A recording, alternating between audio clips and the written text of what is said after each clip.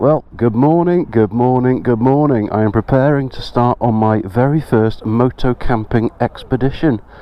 There's 10 of us all together, I think. Let's count. Yeah, 10 of us. Feel a bit out of place because we've got GS and GS and GS and GS. Oh, we've got a Triumph and a GS. Then there's my bike, a Honda, a GS and a GS.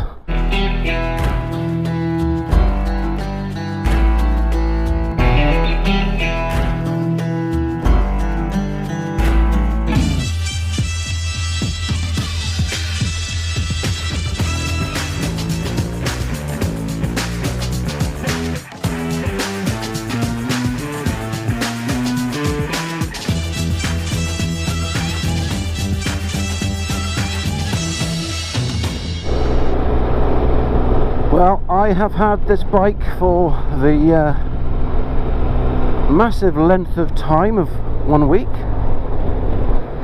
and I am already going on my first moto camping tour. Now, anyone that knows me knows that I am not a camping type, because even though I was in the forces, I was in the RAF. So the only time I ever saw a tent was if someone pitched one in my hotel room. But here I am.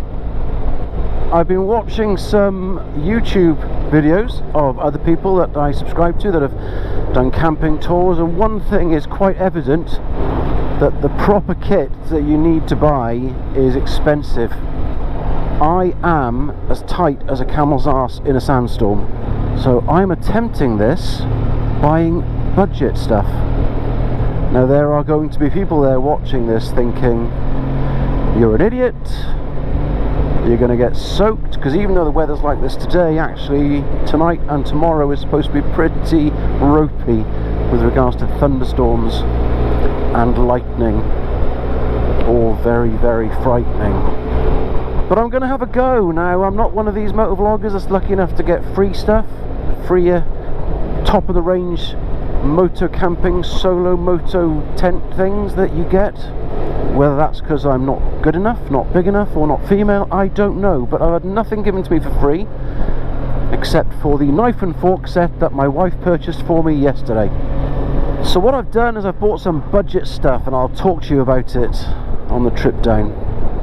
Well, first things first, I mean, let's talk about the basic kit. So I've got an eBay touring suit that I bought 4-5 years ago when I got back into motorcycling. Don't wear it very often because I don't go touring in the rain very often, so actually it's still in pretty good condition.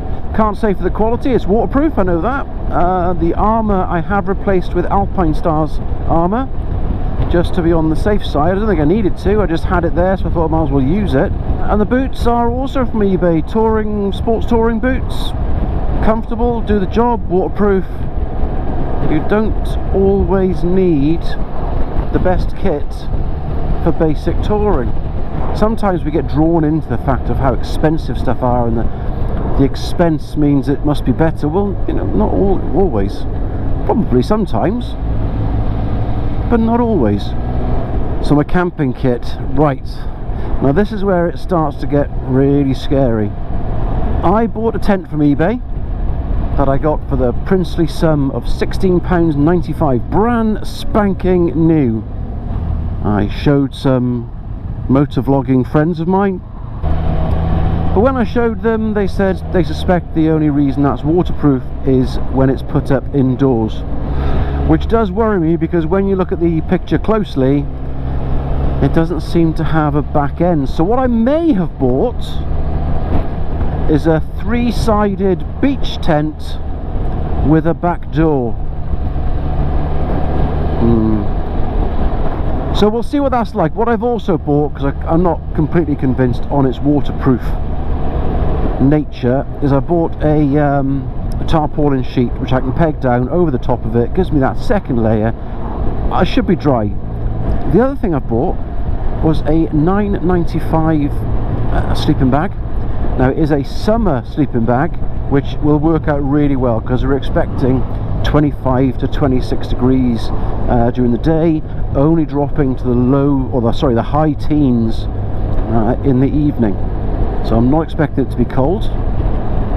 So the thinner sleeping bag was probably the better choice. I've also bought, now this could be a moment of genius or it could be a moment of madness, a £3 pool airbed, or we call them over here lilos, for a bit of comfort at night, and a £2.99 inflatable pillow.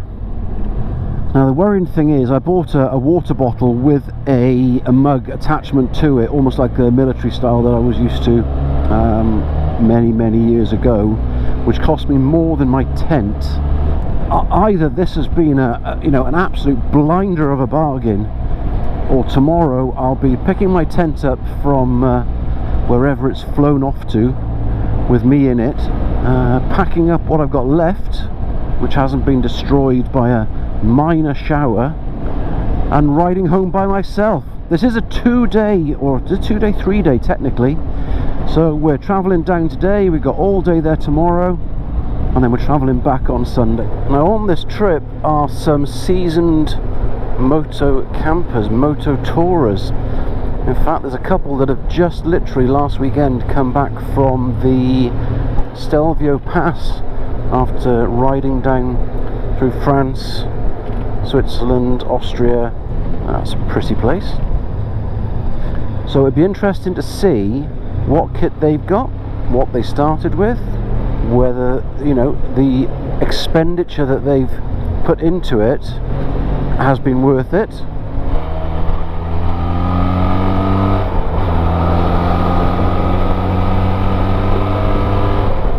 So now that I have an adventure tourer, does that mean I can stand up on the pegs? I don't know, let's have a look. Well, my goodness, look at the view! This is beautiful. I could do that now. Yeah, I could never do that before. Every time I did it on the VTR, I felt like I was doing the downward dog in yoga.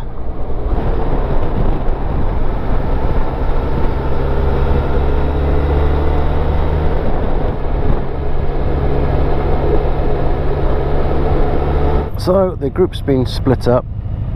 It's not a huge problem really, because we're using the second man drop-off system, so it'll all catch up. But we've now been here for about 3 or 4 minutes waiting for mate boy down there to turn that stop to a go. I don't know why it's taking so long, because nothing's coming the other way unless they're actually working on it at the moment.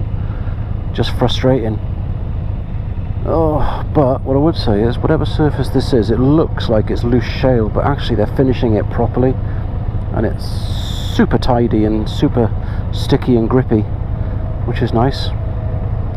I am hot. It is so hot. Well, one really good thing about getting stuck in that traffic is there's pretty much nothing in front of me on this gorgeous road. I mean, this is beautiful.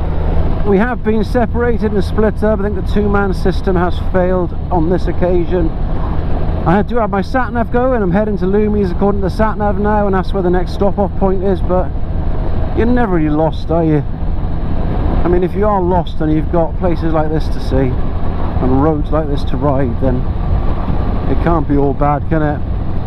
Well, after an extra hour of riding, it looks like we're only a minute or so away from Lumi's. Now, I've been to Lumi's before, quite excited.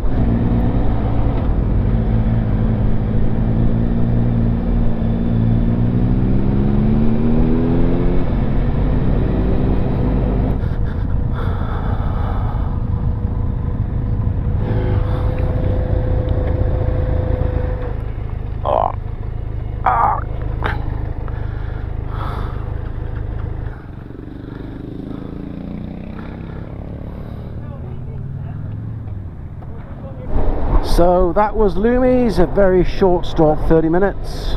Quick lube break and take on fluids and try and figure out why we got lost and still ended up there first ahead of the other group. By the sounds of it, their sat-nav failed, left them stranded in Salisbury. Couldn't think of anything worse. Anyway, we are now heading down to the final destination, which is our campsite in Bognor Regis.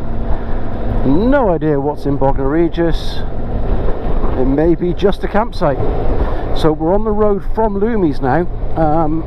and there are a lot of speed cameras, and I believe up by the junction there are the sound recording devices as well, with cameras that measure the decibel level of the vehicles that go past, because of course you can't have fun anymore.